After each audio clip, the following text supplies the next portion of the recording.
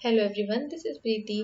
आज हम पढ़ेंगे बीसीए का MCS 014 का, ठीक है, system analysis and designing B block 2 unit 7 system design and modelling. ठीक है, सिर्फ डिजाइन के बारे में हम लास्ट क्लास में पढ़ चुके थे। यहाँ हम सिस्टम डिजाइन देख रहे हैं और मॉडलिंग पढ़ेंगे। ठीक है, तो जो हमारा डिजाइन होता है उसको हम 2 कैटेगरीज में डिवाइड करते हैं, लॉजिकल एंड फिजिकल डिजाइन। तो लॉजिकल डिजाइन में क्या होता है, हम किसी चीज को लॉजिकली सोचते हैं कि यहाँ पे जो इंफॉर्मेशन दी जा रही है, जैसे कि अगर हमें कोई भी सॉफ्टवेयर डिजाइन करना है तो उसमें हम लॉजिकली पहले सोचेंगे ना कि ये वाली चीज अगर हम यूजर का इंटरफेस किस तरह का चाहते हैं, हमें पासवर्ड भी उसके अंदर आना चाहिए, हमारे पास ईमेल एड्रेस के लिए भी एक कॉलम आना चाहिए और उसके लिए एक सबमिट बटन होना चाहिए। ठीक है, अगर हम उसके लिए फर्स्ट पेज बना रहे हैं जहाँ पे हम क्या करते हैं, क्रिएट अकाउंट करते हैं, तो उसमें क्या क्या चीजें आनी चाहिए। ठीक है, और जब हम होम स्क्रीन पे जाए तो हमारे पास क्या क्या चीजें दिखाई देनी चाहिए। ठीक है, और इसके अंदर हमारे पास अगर हम और भी चीजें इसके अंदर रिप्रेजेंट करना चाहते हैं तो वो किस तरह की दिखाई देनी चाहिए, क्या आना चाहिए उसके अंदर, हमारा जो सॉफ्टवेयर है उसके अंदर किस तरह का मॉडल, मतलब कि कलर होना चाहिए, क्या क्या चीजें दिखाई देनी चाहिए। मतलब इस तरह से हम क्या करें, लॉजिकली सोच रहे हैं और उसको हम मतलब एक रिप्रेजेंट कर रहे हैं, डिजाइन कर रहे हैं लॉजिकली। ठीक है, और फिजिकली क्या है, जब हम उस चीज को इम्प्लीमेंट करते हैं, लॉजिकली डिजाइन को इम्प्लीमेंट करते हैं कोडिंग में, या फिर क्या करते हैं, हम अपना सॉफ्टवेयर किस तरह से डेवलप करेंगे तो उसके अंदर हमें क्या क्या चीजें चाहिए, हमें किस तरह की फोटोशॉप का यूज करना चाहिए, मतलब क्या क्या चीजें हमें उसके अंदर कैसे लगानी है, वो हम फिजिकल डिजाइन में देखते हैं। तो अब इसको डिफाइन करते हैं। लॉजिकल डिजाइन क्या होता है, logical design is not tied to any specific hardware and software platform. ठीक है, इसे कोई भी स्पेसिफिक हार्डवेयर और सॉफ्टवेयर की जरूरत नहीं पड़ती इसे डिजाइन करने के लिए। ठीक है, the idea is to make sure that the system functions as intended. Logical design concentrates on the business, क्या करता है, business aspect of the system, इसका बिजनेस एस्पेक्ट देखता है। फिर इसके बाद हमारे पास physical design. Logical design is converted to physical design, physical और टेक्निकल स्पेसिफिकेशन। ठीक है, during physical design the analysis team takes decision regarding to the programming language. ठीक है, प्रोग्रामिंग लैंग्वेज हमें किस तरह की चाहिए भाई, डाटाबेस मैनेजमेंट सिस्टम कैसा होना चाहिए, हार्डवेयर हम किस तरह का यूज करें, ऑपरेटिंग सिस्टम कैसा होगा, नेटवर्किंग एनवायरनमेंट क्या यूज करें, मतलब इस तरह से हम इन सब चीजों को देखते हैं फिजिकल डिजाइन में।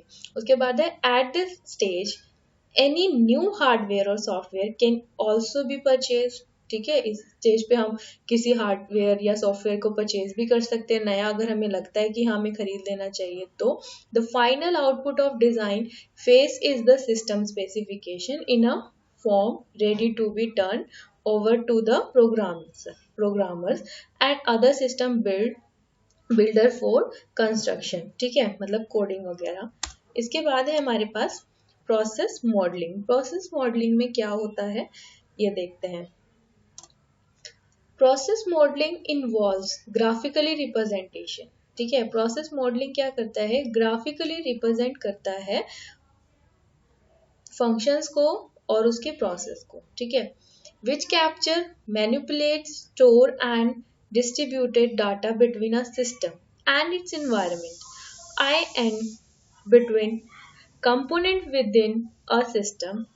A common form of a process model is data flow diagram. ठीक है, कॉमन फॉर्म है जो प्रोसेस मॉडल की वो है डाटा फ्लो डायग्राम।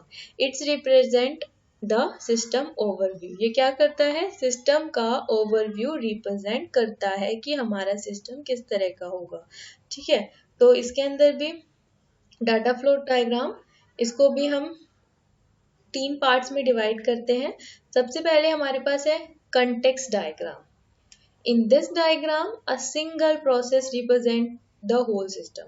मतलब ये क्या कर रहा है, पूरे होल सिस्टम को रिप्रेजेंट कर रहा है सिर्फ एक ही बार में। ठीक है, जैसे कि अगर मैंने आपसे पूछा आप कहाँ रहते हो, तो आपने एक बार में जवाब दे दिया दिल्ली, मुंबई, मतलब इस तरह से बोल दिया। ठीक है, तो आपने एक ही बार में जवाब दे दिया कि मैं यहाँ रहता हूँ। ठीक है, इसके बाद नेक्स्ट होता है हमारे पास first level DFD, a data flow diagram that represent a system major process, data flows and process store at a high level of details. ठीक है, अब फर्स्ट लेवल में क्या होता है कि मैंने आपसे पूछा कि आप कहाँ रहते हो, आपने कंटेक्ट डायग्राम में बोल दिया मैं तो यहाँ रहता हूँ दिल्ली में, मुंबई में, इस तरह से। ठीक है, अब मैंने आपसे पूछा दिल्ली में कहाँ रहते हो, तो आप बताओगे स्पेसिफिक जगह।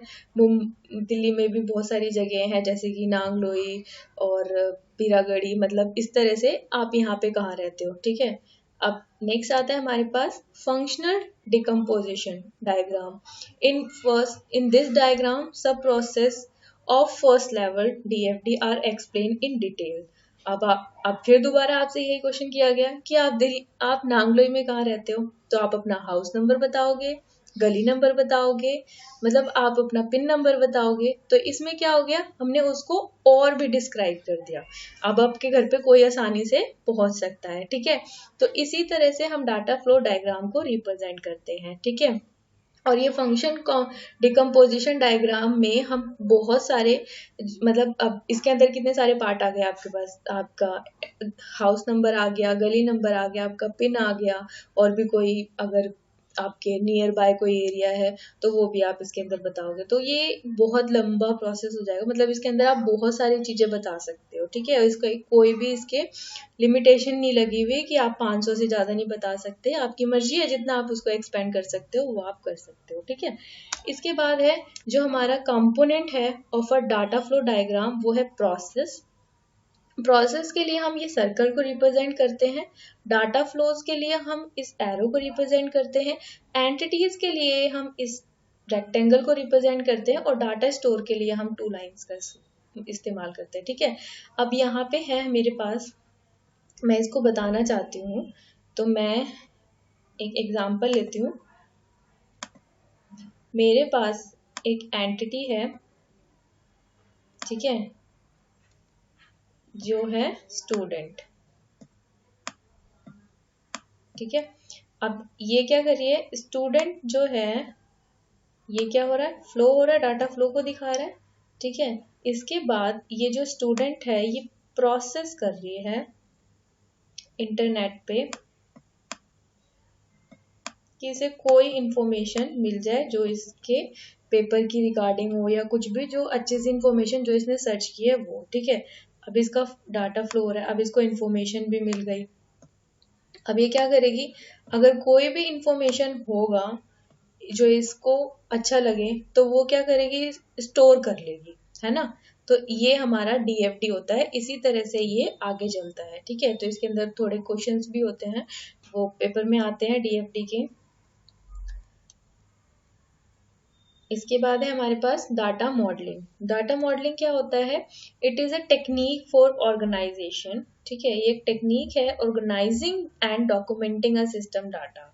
ठीक है, एक मतलब एक टेक्निक है जिससे हम क्या करते हैं, ऑर्गेनाइज करते हैं अपने डाटा को, सिस्टम का जो भी डाटा है उसको। ठीक है, data modelling is sometimes called database. ठीक है, डाटा मॉडलिंग क्या है, कभी कभी क्या कहलाती है, database modelling, because a data model is eventually implemented as database। ठीक है, it is also sometimes called information modeling, इसको कभी कभी हम information modeling भी बोलते हैं।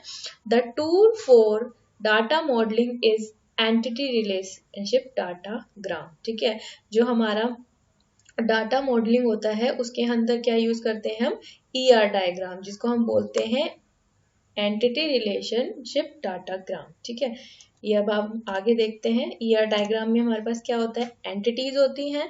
ठीक है, जिसको हम किसके थ्रू रिप्रेजेंट करते हैं, एक रेक्टेंगल के थ्रू। ठीक है, इसके बाद है हमारे पास रिलेशनशिप। रिलेशनशिप हम किससे रिप्रेजेंट करते हैं, एक डायमंड शेप के थ्रू। ठीक है, मतलब इस तरह से वो बना होता है। ठीक है, इसके बाद है हमारे पास एट्रीब्यूट्स। एट्रीब्यूट्स किस तरह से शो करते हैं, ऐसे मतलब ऐसे बना देते हैं सर्कल की तरह। ठीक है, उसके बाद में हमारे पास प्राइमरी की। प्राइमरी की क्या है, अब हम इसको समझने की कोशिश करते हैं। एंटिटी क्या है, एक मतलब हमने मान लिया एक स्टूडेंट या फिर एक टेबल।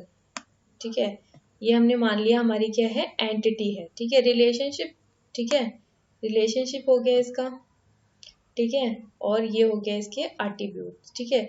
इसका जो रिलेशनशिप है ये किसके साथ हो सकता है, स्टूडेंट हैज, ठीक है, एक क्या है, स्टूडेंट के पास एक टीचर है, ठीक है, और टीचर के पास क्या है, अब टीचर का खुद का नेम है भाई, है ना, टीचर के पास अपना नेम है, तो यहाँ पे हम क्या लिखेंगे, टीचर, मुझे पता है ये ढंग से चल दिख नहीं रहा, और उसके यहाँ पे लिखेंगे हम क्या है, टीचर का एक नेम है, ठीक है, एन, ठीक है, और यहाँ पे टीचर की एक आईडी है, ये भी हम सर्कल से रिप्रेजेंट करेंगे, ठीक है, और टीचर के पास और क्या है, टीचर के पास अपनी नॉलेज है, ठीक है, टीचर के पास बहुत सारी चीजें हैं जो टीचर अपने रिप्रेजेंट कर सकता है, ठीक है, और स्टूडेंट के पास क्या है वो भी देख लेते हैं, स्टूडेंट के पास अपनी आईडी है, ठीक है, अपना रोल नंबर है,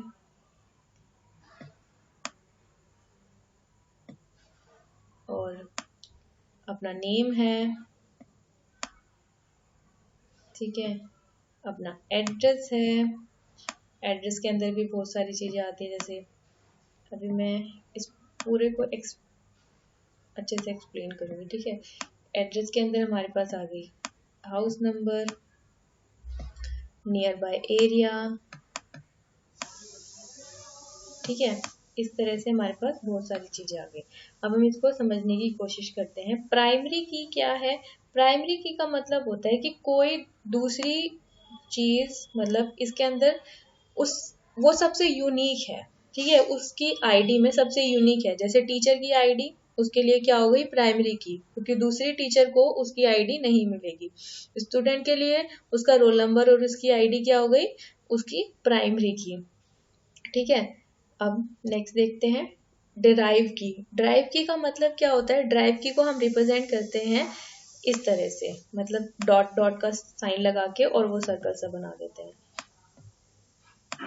ये हमारी रिप्रेजेंट करता है डिराइव की। इसके अंदर डिराइव की कौन सी हो गई, जो दूसरी की पर डिपेंड है, ठीक है, जैसे कि अगर किसी दूसरी क्लास में, मतलब अगर इसमें मान लेते हैं हम रोल नंबर और आईडी में से सबसे ज्यादा इम्पोर्टेंट क्या है, आईडी है, और मतलब इसकी जो रोल नंबर है वो क्लास में किसी और का भी हो सकता है दूसरे सेक्शन में जाके, ठीक है, तो ड्राइव की क्या है, रोल नंबर पे डिपेंड है। अब इसके बाद है मल्टीपल एट्रीब्यूट्स। मल्टीपल एट्रीब्यूट्स का मतलब होता है कि एक ही स्टूडेंट के, यहाँ पे हमने स्टूडेंट के कितने सारे एट्रीब्यूट्स देख लिए, उसका एड्रेस, उसका नेम, उसका रोल नंबर, उसकी आईडी, तो इस तरह से ये हो गए मल्टीपल एट्रीब्यूट्स। कंपोजिट एट्रीब्यूट्स का मतलब क्या होता है कि हमारे पास ये एड्रेस था, ये किसका एट्रीब्यूट है, स्टूडेंट का, और इसका एट्रीब्यूट क्या है, उसका हाउस नंबर और उसका नियर बाय एरिया, मतलब ये क्या हो गए हमारे पास कंपोजिट एट्रीब्यूट। इसके बाद है हमारे पास वीक एंटिटी। वीक एंटिटी क्या होती है, ये दूसरी एंटिटी पे पूरी तरह से निर्भर होती है, पूरी तरह से। यहाँ पे क्या था, डिराइव एंटिटी, ड्राइव की जो पूरी तरह से निर्भर नहीं थी, जरूरी नहीं है कि दूसरी क्लास में भी रोल नंबर सेम होगा, नहीं होगा, ठीक है, लेकिन ये क्या होती है, जो वीक एंटिटी होती है वो पूरी तरह से दूसरी पर निर्भर होती है, ठीक है। नेक्स्ट है हमारे पास कार्डिनेटी, ठीक है। कार्डिनेशनैलिटी क्या होता है कि हमारे पास एक ही चीज के बहुत सारे, यानी कि मतलब अगर मैं कहूँ कि मेरे कनेक्शन होते हैं, मेरे रिलेशनशिप होते हैं एक ही चीज का, या तो एक से होगा, या फिर मतलब एग्जैक्टली वन होगा, या 0 to 1 होगा, और फिर या 1 और मोर होगा, 0 और मोर होगा, या फिर मोर देन 1 होगा। तो हम इनको भी अलग अलग तरह से रिप्रेजेंट करते हैं कार्डिनेटली एंटिटी को, ठीक है, कार्डिनेटली की होती है ये। आई होप कि आपको वीडियो अच्छा लगा होगा। अगर आप चाहते हो ये कार्डिनेटली, क्योंकि ये बहुत बड़ा है, इसका एक्सप्लेन करने में पूरा एक वीडियो लगेगा, तो अगर आप चाहते हो मैं इसका वीडियो बनाऊं तो प्लीज़ मुझे कमेंट कर देना। Thank you for watching. Video को लाइक करें, शेयर करें, कमेंट कर दें अगर आपका कोई सजेशन है या फिर कोई क्वेरी है। सब्सक्राइब करें चैनल को फॉर ऐसी ही इंफॉर्मेटिव वीडियोस के लिए। Thank you.